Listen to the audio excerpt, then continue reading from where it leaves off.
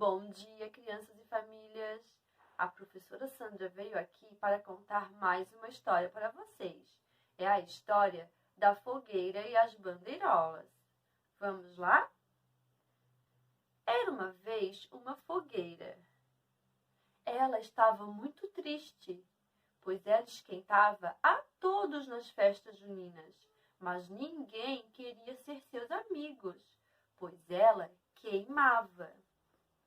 Um dia estava acontecendo uma grande festa e o Zeca estava dançando, quando de repente ele observou que a dona Fogueira estava muito triste e ele resolveu perguntar: "Por que a senhora está tão triste, dona Fogueira?"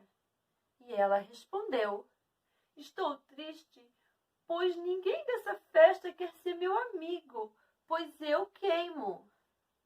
Então, Zeca teve uma grande ideia. "Já sei, vou confeccionar bandeirolas e balões e enfeitar a festa toda." E foi isso que Zeca fez.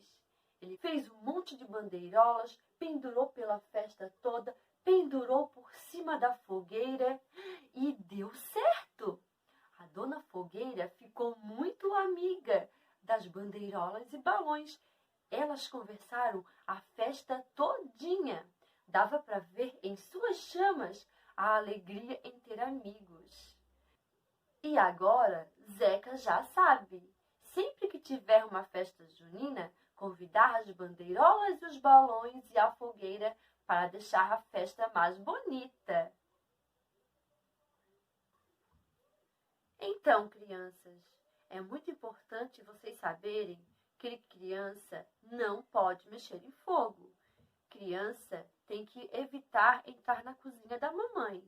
Não pode mexer no forno, em ferro de passar roupa, nas panelas quentes. Então, vamos ficar longe do fogo, tá? Beijos, tchau, estamos com saudade.